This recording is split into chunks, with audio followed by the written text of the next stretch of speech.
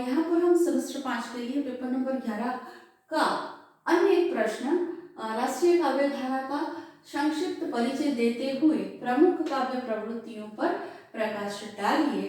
अथवा तो यह प्रश्न और एक तरीके से बनता है कि राष्ट्रीय काव्य धारा का उद्भव एवं विकास का संक्षिप्त परिचय देते हुए प्रमुख काव्य प्रवृत्तियों पर या फिर प्रमुख काव्य विशेषताओं पर प्रकाश डालिए। इस प्रकार यह प्रश्न जो बनता है, इन सभी दोनों प्रश्नों के उत्तर में आपको यही उत्तर लिखना है, जिसमें इसके मुद्दे कुछ इस प्रकार आएंगे। प्रस्तावना, हिंदी में भावना के साहित्य का प्रारंभ और विकास।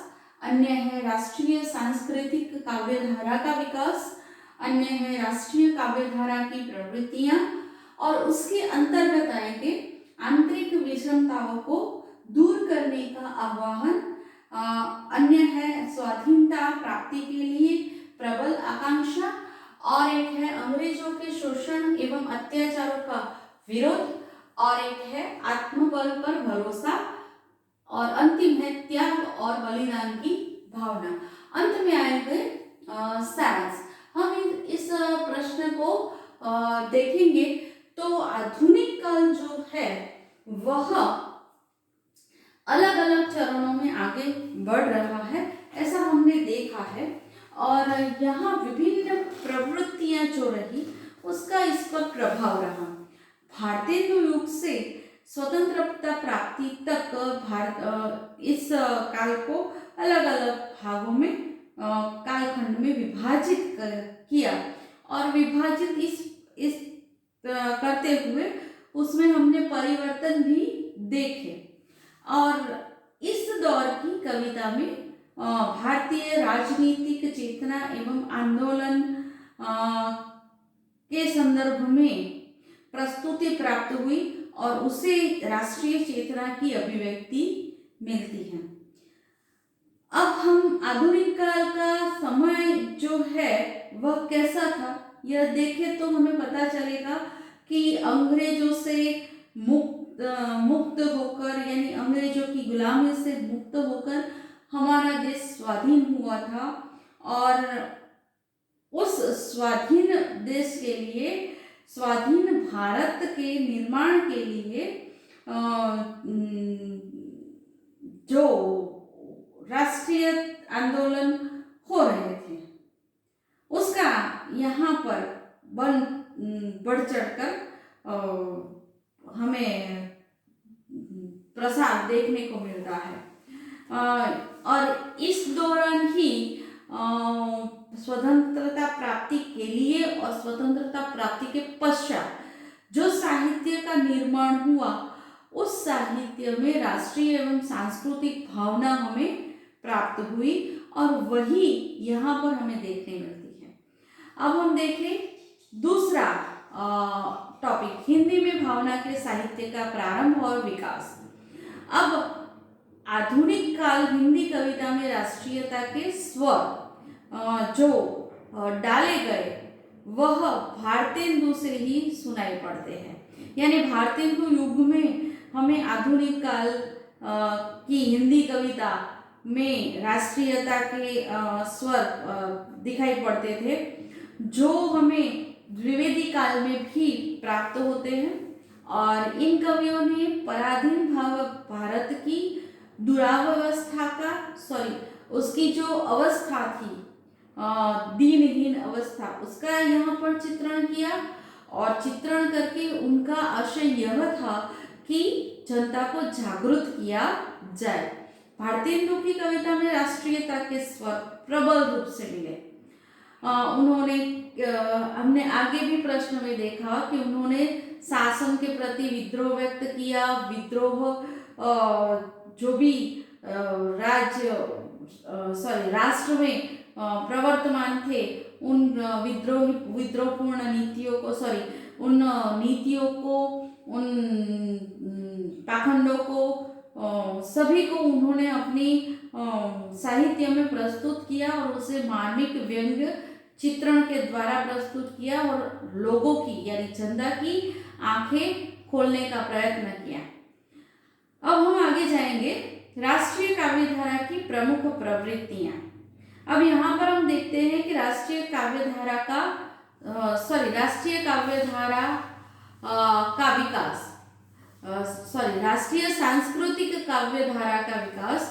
अब यहाँ पर हम देखेंगे कि अंग्रेजों के शोषण, अत्याचार और साम्राज्यवादी जो नीति थी उससे भारतीय जनता जो थी वह तीव्र असंतुष्ट थी और उसमें विद्रोह की भावना जो पड़ी हुई थी वह इस साहित्य के कारण भड़क उठी। छायावाद के बाद का समय जो था उसमें यह विद्रोह हमें देखने को मिलता है। कुछ देश प्रेमी कवि भी हमें अपनी कविताओं के माध्यम से राष्ट्रीय सांस्कृतिक काव्य धारा की कविताएं हमें देते थे और इनके कारण ही इस काल को राष्ट्रीय काव्य धारा का नाम दिया गया, यानी यह जो प्रवृत्तियां हो रही थी इनके नाम पर। उन्होंने यानी कि इन कवियों ने जिन्होंने देश प्रेम की, स्वाधीनता की जो कविताएं लिखी उसमें उन्होंने केवल यह कविता लिखकर बैठ गए ऐसा नहीं था।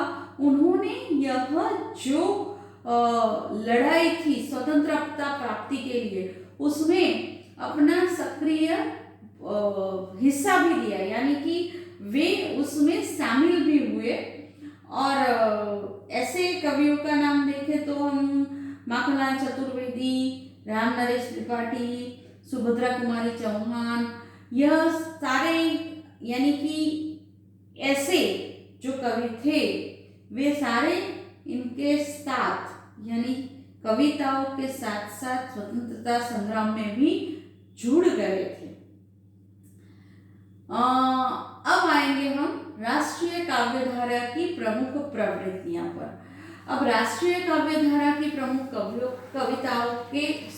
प्रवृत्तियों के अंतर्गत हम देखते हैं कि पहली जो प्रवृत्ति है वह है आंतरिक विषमताओं को दूर करने का आह्वान।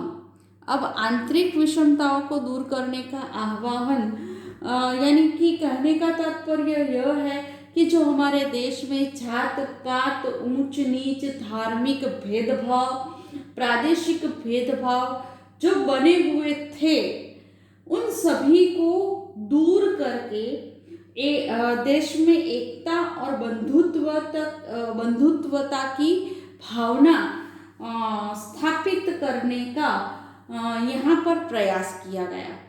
और अपनी कविताओं में इन कवियों ने इन विषयों को हमारे सामने रखा और जनता को पूरे देश को एक होने के लिए उन्होंने आह्वान किया। अब आएगा स्वाधीनता प्राप्ति के लिए प्रबल आकांक्षा। अब यहाँ पर मैंने कहा वैसे कि जैसे पहले भी मैंने कहा कि जैसे स्वाधीनता प्राप्ति के पहले और स्वाधीनता प्राप्ति के पश्चात देश की जो भी परिस्थितियां थी उनमें उनको देखकर इन कवियों ने अपनी कविताएं लिखी। और स्वतंत्रता प्राप्ति के पश्चात जात पात था वह सब दूर करने का प्रयास किया। तो साथ ही स्वतंत्रता प्राप्ति के लिए उन्होंने इस मुद्दे में हम देखेंगे कि स्वतंत्रता प्राप्ति के लिए उन्होंने जनता में ऐसी कविताएं प्रस्तुत की, जनता के सामने ऐसी कविताएं रखी कि जिसमें उन्होंने युवा को, युवतियों सभी को स्वतंत्रता प्राप्ति के लिए आंतरिक आकांक्षा उत्पन्न हो ऐसे प्रयास किए। यानी कि कहने का तात्पर्य यह है कि उन्होंने अपनी कविताओं के माध्यम से देश के युवा धन को उत्साहित किया और उस उत्साह के कारण वह यानी कि देश का युवा धन भी इस स्वतंत्रता प्राप्ति में कूद पड़ा, जो हमारा संग्राम था उसमें कूद पड़ा। और खुद कवि भी, यह सारे कवि भी खुद इसमें उनके साथ थे। उन्होंने कई लोगों ने जीवन के सुखों का बलिदान किया, यानी कि स्वेच्छापूर्ण उसका त्याग कर दिया और क्रांति के पथ पर वे आगे बढ़ने लगे। उनकी आकांक्षा इतनी प्रबल हो गई कि वे यह चाहते थे कि किसी भी तरीके से देश को स्वाधीनता प्राप्त हो और हम देश के काम आए और स्वतंत्रता संग्राम में अपना जीवन समर्पित करें। अब आएगा अंग्रेजों के शोषण एवं अत्याचारों का विरोध। अब इस राष्ट्रीय कवियों ने अपनी कविताओं में अंग्रेजी शासकों का और उनके अत्याचारों का, उनके शोषण का खुलकर विरोध किया था। यह बात हमने आगे भी कही थी कि उन्होंने खुलकर विरोध किया था और उनकी यह जो प्रवृत्तियां थी उनका विरोध करके उन्होंने अपने देश को इससे मुक्त करने के लिए भी अपनी कविताओं में कामना की थी। माखनलाल चतुर्वेदी ने कैदी और कोकिला काव्य के द्वारा साम्राज्यवादी अंग्रेजों के विरुद्ध अपनी आवाज उठाई थी। इस प्रकार कई कविताएं हमारे सामने ऐसी प्रस्तुत होती है। नेक्स्ट है आत्मबल पर भरोसा। अब यहाँ पर कवियों ने अपनी कविताओं में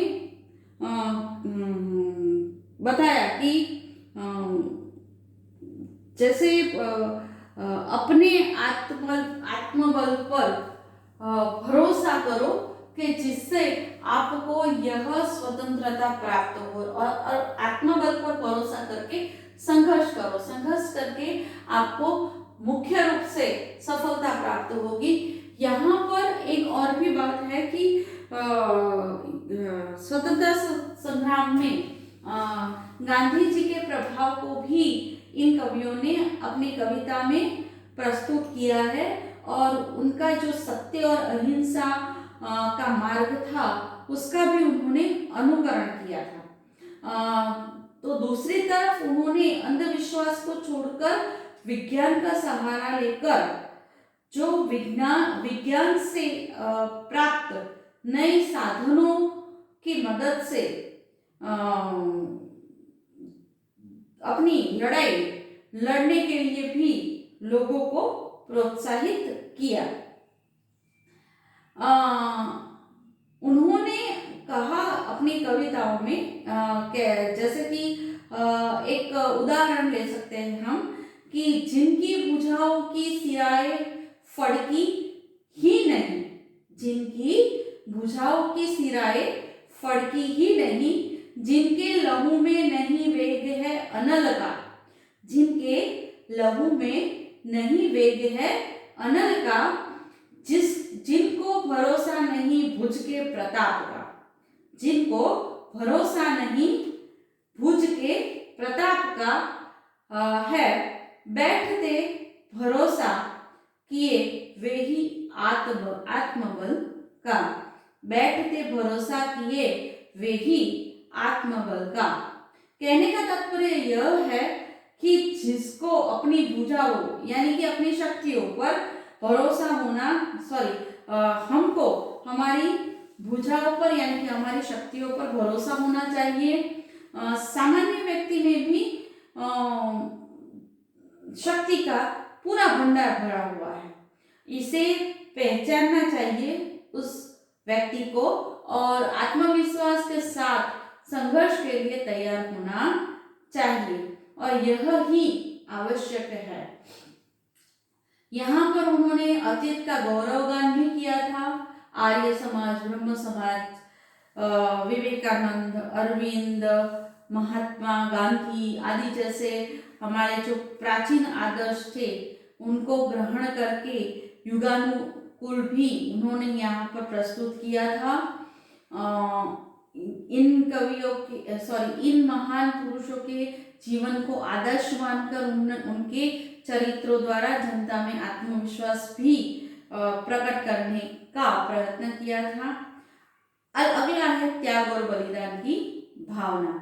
यहाँ पर स्वाधीनता आंदोलन के लिए त्याग और बलिदान की भावना अत्यंत आवश्यक थी और अंग्रेजों के जो दमन चक्र को सहने की शक्ति और साहस भी चाहिए। यहाँ पर प्राणों के बलिदान की भी आवश्यकता होने के कारण जो स्वतंत्रता प्राप्त करने के लिए जनता निकल पड़ी थी उसमें भी प्राणों का बलिदान करने की तत्परता होनी चाहिए। भारतवासी को इसके लिए इन कविताओं के माध्यम से इन कवियों ने तैयार किया और इस प्रकार हम देख सकते हैं सारांश के रूप में कि राष्ट्रीय काव्यधारा की कविता ने स्वाधीनता संग्राम के लिए देश को प्रोत्साहित किया और साथ ही सांस्कृतिक चेतना जगाकर वैभवशाली भारत निर्माण के लिए प्रयत्न किया गया था।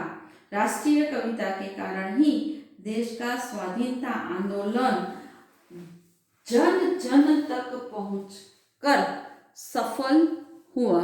इस प्रश्न का यहाँ पर यह प्रश्न यहाँ पर पूर्ण हुआ।